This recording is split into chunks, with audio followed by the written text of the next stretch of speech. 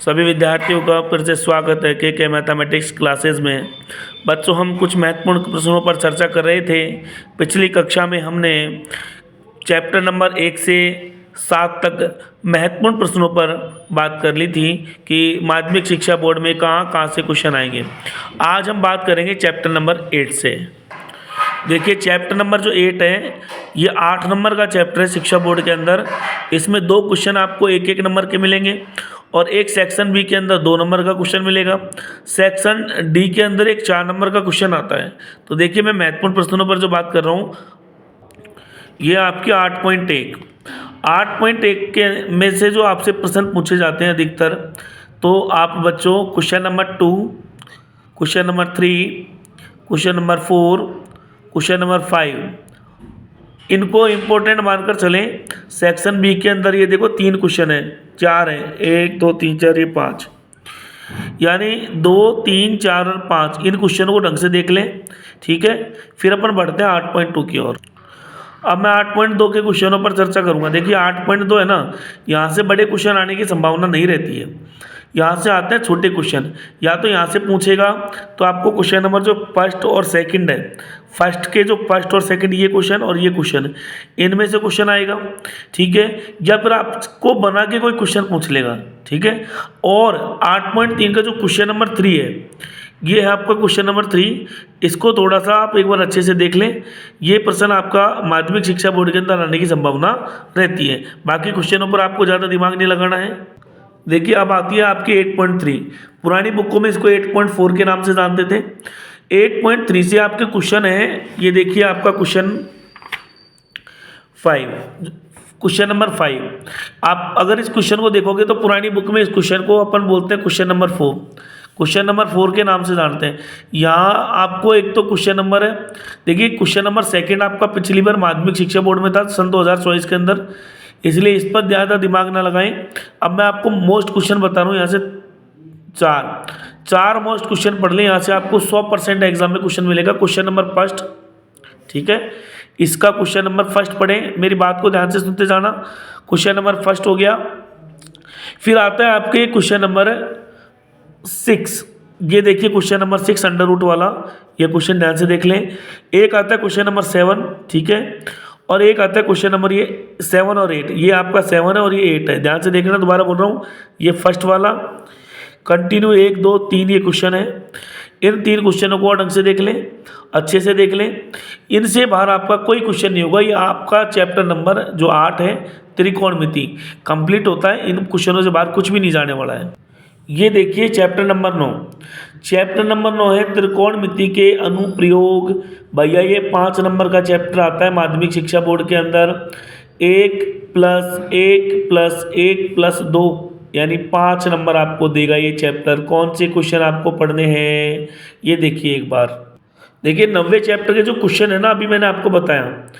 उदाहरण नंबर 6 ये 8वें चैप्टर का है। मैं दोबारा बता रहा हूँ आपको, 8वें चैप्टर का प्रश्न है 9वें चैप्टर के, लेकिन 8 यानी 90वें चैप्टर से जो क्वेश्चन पूछे जाते हैं उसका पैटर्न आपको 8वें चैप्टर में देखना है। 8वां चैप्टर का जो उदाहरण नंबर 6 है, दोबारा बता रहा हूँ आपको, 8वें चैप्टर में आना है। यानी 90वें चैप्टर की तैयारी करनी है तो आपको 8वें चैप्टर का उदाहरण नंबर 6 ये ढंग से देख लेना, अच्छे से देख लेना। इस टाइप का क्वेश्चन आने की संभावना रहती है। और एक आता है आपके उदाहरण नंबर ये जो 7 है, देखें, या तो उन्नयन कोण अवनमन कोण पूछेगा, या फिर आपसे लंब आधार या कर्ण में से किसी एक को पूछ लेता है। इन 2 उदाहरणों को, उदाहरण नंबर 6 और उदाहरण नंबर 7 चैप्टर नंबर 8 के अंदर देखना है। किसके लिए? चैप्टर 9 की तैयारी करने के लिए 2 उदाहरणों को अच्छे से देख लेना। अब आता हूँ मैं चैप्टर नंबर 9 का उदाहरण नंबर फर्स्ट। चैप्टर नंबर 9 के उदाहरण नंबर फर्स्ट को देखें, बहुत इंपॉर्टेंट उदाहरण है, ध्यान से देख लेना भैया इसको। चैप्टर नंबर 9 का उदाहरण नंबर 3 बहुत इंपॉर्टेंट उदाहरण है, इसको भी ध्यान से देख लेना एक बार।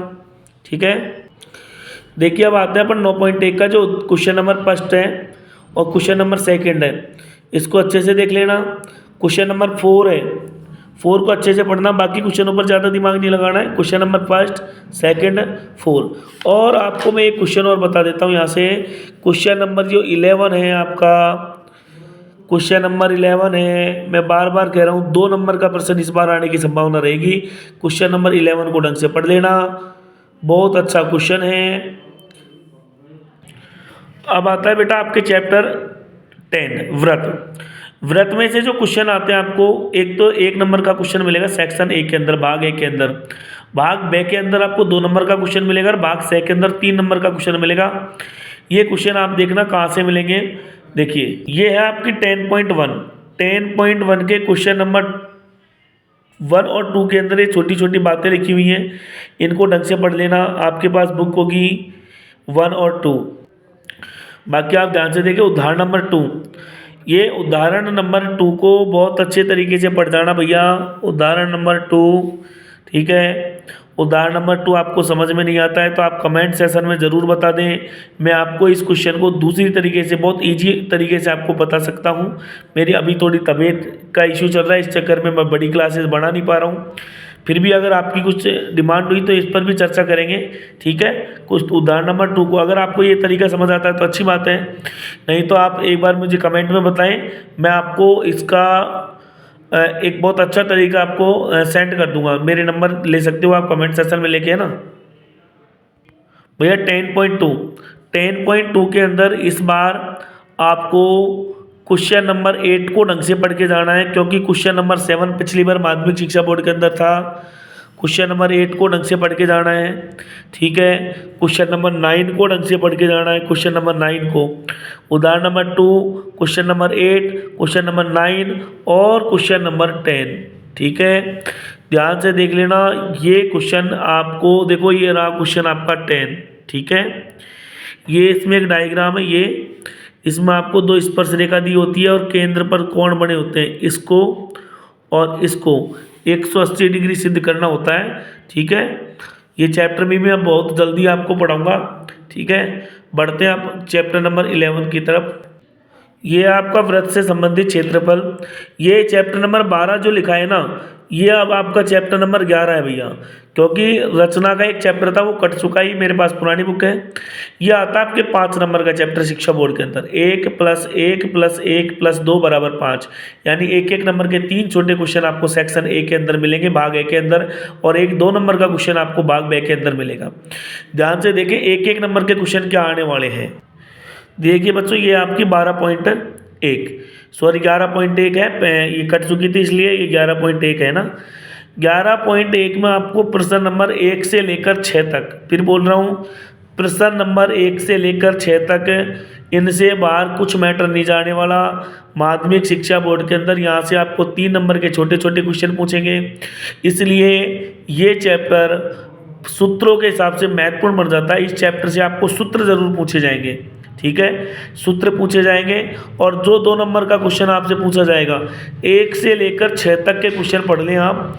टीचर आपको बहुत सारी तैयारी कराता है, मैंने भी इस चैप्टर को यूट्यूब पे आपकी जो पुरानी क्लासेज में विद एग्जाम्पल बहुत अच्छे तरीके से पढ़ाया हुआ है। इसके उदाहरणों को, इसकी एग्जाम्पल्स को बहुत अच्छे तरीके से पढ़ाया है।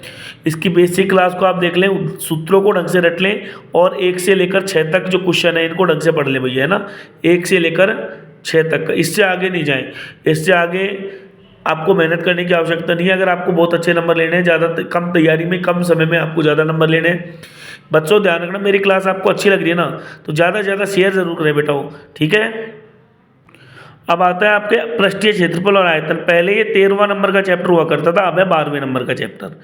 देखें इसमें आपको 1-1 नंबर के 4 छोटे क्वेश्चन पूछे जाएंगे और 1-2 नंबर का बड़ा प्रश्न आएगा। तो ध्यान देने वाली बात ये कि इस चैप्टर से भी आपको सूत्रों का बहुत विशेष ध्यान रखना है। सूत्र ज़्यादा पूछे जाएंगे और छोटे छोटे प्रश्न आपसे पूछे जाएंगे कि घनाभ का कि 4 दीवारी का क्षेत्रफल ये है तो इसकी ऊंचाई ज्ञात कीजिए। एक लंबवृत्तीय बेलन है, इसके आधार का क्षेत्रफल इतना है तो इसकी ऊंचाई ज्ञात करें, इसका पृष्ठ वक्र पृष्ठ ज्ञात करें। इस तरीके से छोटे छोटे प्रश्न आपसे पूछे जाएंगे, ठीक है। और आपको इसमें जो बड़े क्वेश्चन पढ़ने हैं वो मैं आपको बता देता हूँ। देखिए जो 12.1 आपको दिखाई दे रही है ना, 12.1 है, ध्यान रखना 13.1 नहीं है, पुरानी बुक है। इसके आपको पहला और दूसरा प्रश्न बहुत अच्छे तरीके से पढ़ लेना है। पहला और दूसरा प्रश्न बहुत अच्छे तरीके से पढ़ लेना है और इसके सूत्रों को, ये चैप्टर भी मैंने आपको पहले पढ़ाया हुआ है। मेरी क्लासेस आप यूट्यूब पे के मैथमेटिक्स क्लासेस के नाम से देख सकते हैं, ठीक है। आपको सारी क्लासेस मिल जाएंगी इसकी। Chapter number area related to circle, व्रत से संबंधित क्षेत्रफल, मैच्योरेशन और आपका सांख्यिकी है और प्रायिकता, ये सारे चैप्टर आपको मिल जाएंगे यूट्यूब पर। ठीक है, अब आता है आपके 12.2। 12.2 से आपका जो पहला प्रश्न है इसको बहुत अच्छे तरीके से पढ़ लेना है ना, पहला प्रश्न। अब आता है आपके सांख्यिकी, ये 13वें नंबर का चैप्टर है, पुरानी बुक में 14 नंबर का हुआ करता था।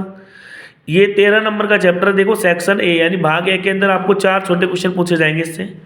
भाग बे के अंदर भी इससे क्वेश्चन है, भाग से के अंदर 3 नंबर का है, भाग जो द है उसके अंदर भी आपको इसमें से 4 नंबर का क्वेश्चन पूछा जाएगा। ठीक है, इसके क्वेश्चन कैसे कैसे आते हैं ध्यान से देख लेना एक बार। मैंने आपको इसका बेसिक पार्ट यूट्यूब पर पढ़ाया हुआ है, वहाँ छोटे क्वेश्चन आपको बहुत अच्छे तरीके से क्लियर करें। एक एक नंबर का कोई क्वेश्चन आपका नहीं छूटेगा। अगर मेरी सांख्यिकी की जो बेसिक क्लासेज हैं यूट्यूब के अंदर आप देख सकते हो, के मैथमेटिक्स क्लासेस के नाम से, वहाँ आपको एक एक चीज़ बहुत अच्छे तरीके से मिल जाएगी। 4 क्वेश्चन आपके छोटे, कहीं गलत नहीं होंगे, 2 नंबर का क्वेश्चन आपका गलत नहीं होगा। ठीक है, ये देखिए वर्ग चिन्ह, वर्ग चिन्ह के नाम से आपका 1 नंबर का क्वेश्चन जरूर आता भैया, है ना। इसको ढंग से पढ़ लेना एक बार। देखिए मैंने आपको बताया ना बेसिक क्लास मेरी, आप वहाँ पढ़ सकते हैं, आपको एक एक तरीका बताया। अब ये जो चैप्टर है ना, यहाँ से कई बार क्वेश्चनों को बाहर से भी उठा लेता है क्योंकि कैलकुलेशन का चैप्टर है। ठीक है, फिर भी आप 14.1 के क्वेश्चन नंबर 2 को ढंग से पढ़ के जाएँ ना। 14.1 के क्वेश्चन नंबर 2 को बहुत अच्छे तरीके से पढ़ लें बेटा, अच्छे नंबर लेने हैं तो। अब आते हैं अपन 14.2। देखिए अच्छे से मैं पहले कह देता हूँ, ये 13.2 है वैसे, है ना, वो 13.1 थी। 13.1 के क्वेश्चन नंबर 4 को, ये आपका है क्वेश्चन नंबर 4, ये रहा यहाँ पे आगे क्वेश्चन नंबर 4, ये रहा देखो। ठीक है, इसका बेसिक भाग यहाँ लिखा हुआ है, ये रहा क्वेश्चन नंबर 4। ठीक है, इसको ढंग से पढ़ लें क्वेश्चन नंबर 4 को। देखिए माध्यिका बहुलक और समांतर माध्य के बीच एक रिलेशन होता है छोटा सा, 3 गुणा माध्यक, इसको माध्यिका बोलते हैं, बराबर बहुलक प्लस 2 गुणा समांतर माध्य। इसको थोड़ा ध्यान से पढ़ लें ये समीकरण को। अब आते हैं अपने माध्यिका, इसको 13.3 कहेंगे बेटा, है ना, ये 14.3 नहीं है। माध्यिका के अंदर आपको क्वेश्चन नंबर 2 को ढंग से पढ़ लेना। ठीक है, क्वेश्चन नंबर 2 से रिलेटेड एक उदाहरण है आपके, ये देखिए उदाहरण आपका, उदाहरण नंबर है 8। ये उदाहरण नंबर 8 बहुत अच्छे तरीके से इसको पढ़ लेना, है ना। ये 4 नंबर का क्वेश्चन आने की संभावना रहेगी। ठीक है, और आपको क्या पढ़ना है इसके अंदर, माध्यिका का जो पहला प्रश्न है इसको ढंग से पढ़ लेना, और दूसरा प्रश्न, बाकी प्रश्नों पर आपको ज़्यादा दिमाग लगाने की आवश्यकता नहीं है। अब आता है बच्चों आपके प्रायिकता, ये पहले 15वां चैप्टर हुआ करता था, अब इसे 14 चैप्टर कहेंगे। इसमें से आपके क्वेश्चन नंबर आते हैं 4 नंबर आते हैं आपके इसमें, 1 + 1 + 2 इसका पैटर्न है। एक एक नंबर के जो छोटे क्वेश्चन आएंगे मैं आपको बता देता हूँ, इनसे बाहर कुछ ही नहीं होगा। देखिए 15.1 का जो 15.1 नहीं, इसको 14.1 बोलेंगे। 14.1 का जो पहला प्रश्न है, केवल पहला प्रश्न, इसको ढंग से पढ़ लेना भैया। ये पहला प्रश्न, इसके अंदर आपको 5 प्रश्न दे रखे हैं बहुत अच्छे अच्छे, इसको आप ढंग से पढ़ लोगे तो आपके एक एक नंबर के जो छोटे क्वेश्चन है गलत होने की संभावना बिल्कुल 0% हो जाएगी। अब आता है आपका इसमें क्वेश्चन नंबर जो आपको पढ़ के जाना अच्छे से, क्वेश्चन नंबर 5, ये रहा आपका क्वेश्चन नंबर 5, इसको ढंग से पढ़ ले बेटा। ठीक है, और आपको पढ़ के जाना है क्वेश्चन नंबर 7, ये क्वेश्चन नंबर 7 है। ठीक है, क्वेश्चन नंबर 7 आपको दिखाई दे रहा होगा, आपके पास बुक होगी उसमें भी आप देख सकते हैं। क्वेश्चन नंबर 8 को अच्छे से पढ़ के जाना है, क्वेश्चन नंबर 9 को। ठीक है, इनको अच्छे से पढ़ना है। बाकी आपको जो क्वेश्चन पढ़ के जाना है वो जाना है 14 क्वेश्चन। कौन सा क्वेश्चन, 14 नंबर का जो क्वेश्चन है उसको बहुत अच्छे तरीके से पढ़ लेना। ठीक है, और आपको मैं एक उदाहरण बताता हूँ, उदाहरण नंबर जो 13 दिखाई दे रहा होगा आपको बुक के अंदर, उदाहरण नंबर 13, इस उदाहरण को बहुत अच्छे तरीके से समझ लेना।